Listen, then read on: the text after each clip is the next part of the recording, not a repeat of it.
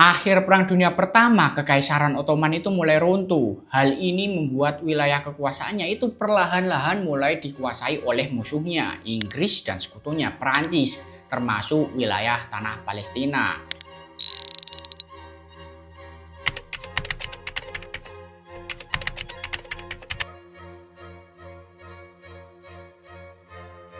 Inggris itu memberikan janji akan memerdekakan satu persatu negara bekas wilayah kekuasaan Kekaisaran Ottoman. Ya, pada seneng lah orang mau merdeka, gimana nggak seneng. Namun keadaan mulai berubah. Puncaknya pada tanggal 14 Mei 1948, setelah kaum Yahudi itu memproklamirkan negara baru mereka. Ya, negara Israel. Tanah Palestina itu menjadi spotlight dunia. Semua mata di dunia itu tertuju ke tanah Palestina. Terjadi konflik antara bangsa Arab dan juga kaum Yahudi. Bangsa Arab yang sedang mempertahankan wilayahnya dari jajahan kaum Yahudi. Terus gimana ceritanya kok bisa kaum Yahudi itu punya negara di tanah Arab? Dan apa yang mendasari kaum Yahudi itu memilih tanah Palestina menjadi negara baru mereka? Kita akan bahas di Ini Saatnya Kalian Tahu.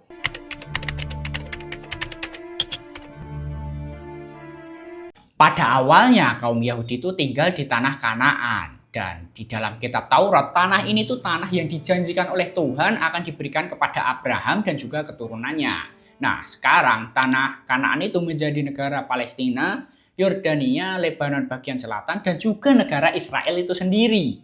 Nah, keadaan mulai berubah. Pada tahun 70 Masehi itu terjadi pengepungan yang dilakukan oleh bangsa Romawi dan mengepung kota Yerusalem yang dipimpin oleh jenderal Romawi yang bernama Jenderal Titus. Sebenarnya ketegangan politik antara kaum Yahudi dan bangsa Romawi itu sudah terjadi sejak tahun 66 Masehi.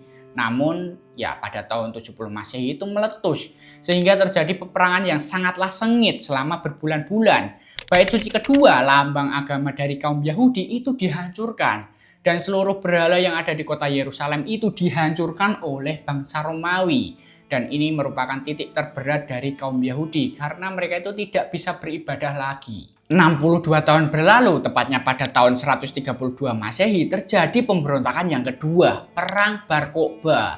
Perang ini mengakibatkan kaum Yahudi itu sepenuhnya harus terusir dari kampung halaman mereka.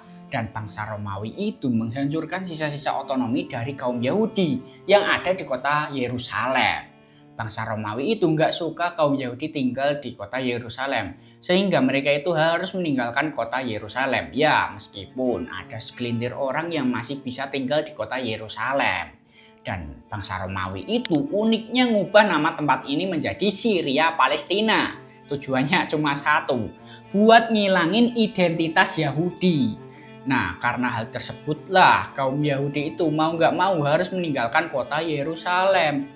Dan mereka itu berpencar ke seluruh penjuru dunia, bahkan sampai ke Eropa Timur. Dan inilah yang disebut dengan diaspora Yahudi. Nah, kalau kalian pikir di tanah perantauan kaum Yahudi itu mendapatkan tempat yang aman dan yang layak, nah kalian itu salah. Di tanah perantauan mereka itu tetap didiskriminasi, dan yang lebih parahnya itu di Eropa Timur. Karena nilai-nilai liberal itu belum masuk di sana sehingga tempat itu menjadi tempat yang mematikan bagi kaum Yahudi. Mereka itu hanya diperbolehkan untuk tinggal di kawasan kumuh dan tidak boleh mengenyam pendidikan sama sekali. Bahkan tak jarang mereka itu ada yang dan tanpa ada alasan yang jelas. Ngerinya.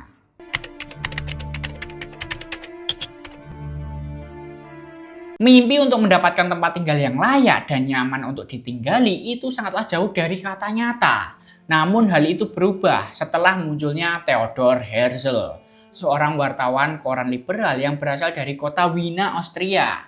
Dia itu meliput peristiwa Dreyfus, di mana seorang kapten Yahudi itu dituduh bersalah oleh pemerintahan Prancis karena diduga membocorkan informasi rahasia kepada pemerintahan Jerman. Nah, dari situlah Theodor Herzl itu berpikir, walaupun seorang Yahudi itu telah mengabdi bagi negara yang mereka huni, dan walaupun itu menjadi seorang tentara hingga mengorbankan nyawa mereka, tetap saja Yahudi itu dihantui dengan diskriminasi dan kekerasan. Dan satu lagi, kaum Yahudi itu selalu menjadi pelampiasan. Dari permasalahan itulah Theodor Herzl itu bermimpi untuk mendirikan negara khusus kaum Yahudi. Untuk mewujudkan mimpinya itu, Theodor Herzl itu harus mendapatkan dana yang sangat banyak. Ya karena dia akan membangun negara khusus untuk kaum Yahudi. Sehingga dia meminta sumbangan kepada Baron Hirschich dan Baron Rothschild, orang-orang kaya Yahudi. Dan dia memaparkan ideologi yang akan dia jalankan. Namun semuanya menolak. Tapi walaupun begitu, Theodor Herzl itu tetap berhasil menyelenggarakan Kongres Yahudi yang pertama di kota Basel, Swiss pada tahun 1897. Dan dia memaparkan ideologi yang akan dia jalankan. Dan tentunya banyak yang menolak. Theodor Herzl belum menyerah dan dia tetap bertekad untuk membangun negara itu di tanah suci orang Israel, di tanah Palestina. Dan ideologi inilah yang disebut dengan ideologi Zionisme. Terus pertanyaannya cuma satu, kenapa banyak orang Yahudi yang menolak dan menentang ideologi Theodor Herzl? Padahal kan juga demi kebaikan orang-orang Yahudi juga. Nah ternyata ideologi Theodor Herzl itu bertentangan dengan kitab Taurat. Di mana di dalam kitab Taurat itu dijelaskan bahwa negara Yahudi itu dilarang didirikan sebelum Mesias itu datang. Dan menurut ajaran Yahudi Ortodoks, Tuhan itu mengasingkan orang-orang Yahudi dari tanah Palestina atau tanah Israel ya karena dosa-dosa mereka. Nah setelah itu Theodor Herzl itu meminta bantuan kepada Sultan Abdul Hamid yang kedua, pemimpin Kekaisaran Ottoman pada saat itu.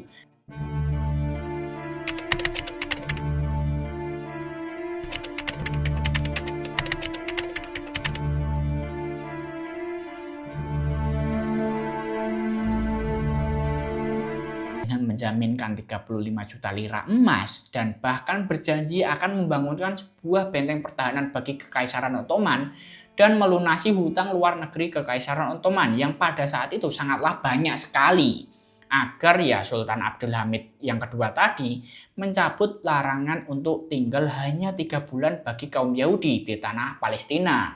Dan sebaliknya Kekaisaran Ottoman harus memberikan haknya kepada kaum Yahudi, yaitu yang pertama hak untuk mendirikan pemukiman Yahudi di tanah Palestina, dan yang kedua dalam jangka panjang kaum Yahudi itu dapat mendirikan tempat tinggal di tanah Palestina, bahkan mendirikan negara. Namun permintaan itu ditolak mentah-mentah oleh Sultan Abdul Hamid yang kedua. Bahkan beliau itu enggan memberikan sepetak tanah pun bagi Theodor Herzl. Kesempatan terakhir yang bisa diambil oleh Herzl yaitu meminta bantuan kepada musuh dari Kekaisaran Ottoman, yaitu Rusia dan Inggris. Nah, permintaannya kepada pemerintahan Rusia itu langsung ditolak mentah-mentah, sehingga menyisakan satu kesempatan terakhir, yaitu pemerintahan Inggris. Nah, pemerintahan Inggris itu tidak bisa memberikan tanah Palestina kepada kaum Yahudi karena pada saat itu ya masih dikuasai oleh Kekaisaran Ottoman. Pemerintahan Inggris itu menawarkan wilayah lain, yaitu wilayah Uganda. Namun pada saat Kongres Yahudi, orang-orang Yahudi itu menolak penawaran tersebut dan hanya menginginkan tanah Palestina. Agak nggak tahu diri nih. Sayangnya belum bisa mewujudkan mimpinya itu. Theodor Herzl itu meninggal dunia pada tahun 1914. Pada tahun 1914, Kekaisaran Ottoman itu bergabung dengan Jerman untuk melawan Inggris dan sekutunya di Perang Dunia Pertama. Nah, imbasnya Inggris itu harus memutar otak untuk mengalahkan Kekaisaran Ottoman dengan menggerakkan dan mendukung nasionalis bangsa Arab. Nah, bagi kaum Yahudi yang ada di Palestina, Kekaisaran Ottoman adalah harapan mereka satu-satunya. Namun sebaliknya, bagi kaum Yahudi yang ada di Eropa, Kekaisaran Ottoman adalah ancaman yang besar bagi mereka. Sehingga mereka itu mendukung Inggris agar selamat dari ancaman tersebut. Selama Perang Dunia Pertama berlangsung, Menteri Luar Negeri Inggris Arthur Balfour itu mengeluarkan sebuah pernyataan yang sering dikenal dengan Deklarasi Balfour. Nah, deklarasi ini dimuat dalam sebuah surat yang tertanggal pada 2 November 1917 dari Arthur Balfour kepada Lord Rothschild. Akhir Perang Dunia Pertama, Kekaisaran Ottoman tadi kan mulai runtuh dan akhirnya membuat wilayah kekuasaannya itu berpindah tangan kepada musuhnya, yaitu Inggris dan sekutunya.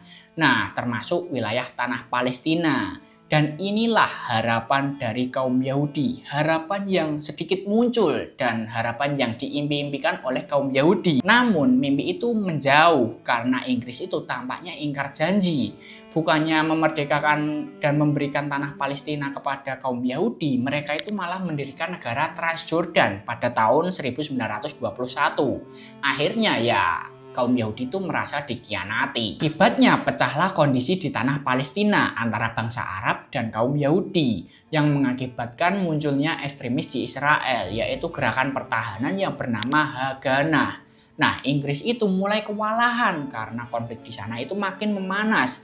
Ditambah lagi imigran Yahudi yang berasal dari Eropa Timur itu semakin banyak sehingga meningkatkan tindakan kriminalitas. Nah, pada tahun 1939 Jerman itu dikuasai oleh Partai Nazi. Nah, kalian pasti sudah tahu kan kalau Partai Nazi itu orang Yahudi. Mulai dari ya, terus ada eksperimen yang paling kejam yaitu Holocaust. Sehingga orang-orang Yahudi yang ada di Jerman itu melarikan diri ke tanah Palestina. Akibat ekstremisme yang terjadi di Palestina, tokoh Yahudi yaitu Ben Gurion itu menuntut agar Inggris segera memerdekakan mereka.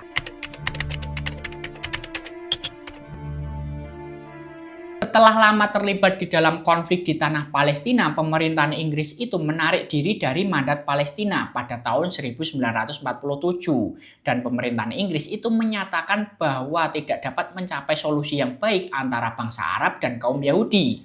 Akhirnya Inggris lepas tangan dan meminta bantuan PBB. Pada tahun 1947, PBB itu membagi tanah Palestina menjadi 3 bagian. Satu bagian untuk kaum Yahudi, satu bagian untuk bangsa Arab, dan satu lagi kota Yerusalem milik dunia. Nah, kaum Yahudi itu setuju, sedangkan bangsa Arab itu nggak setuju. Dunia terbelah dan akhirnya perang pecah. Nah, pada tanggal 29 November pada tahun 1947, pemilihan dimulai saat sidang PBB. 33 negara itu setuju, 13 negara itu menolak, dan 10 negara itu abstain, dan juga 1 negara tidak hadir. Puncak dari Zionisme akhirnya tercapai dan Israel dikenalkan sebagai negara baru. Ya, meskipun banyak negara yang nggak setuju, tapi akhirnya mereka menjadi negara baru pada 14 Mei 1948. Nah, kalau menurut kalian gimana? Kalau aku ada kurangnya, jangan lupa tulis di kolom komentar. Jangan lupa like, komen, dan subscribe. Terima kasih.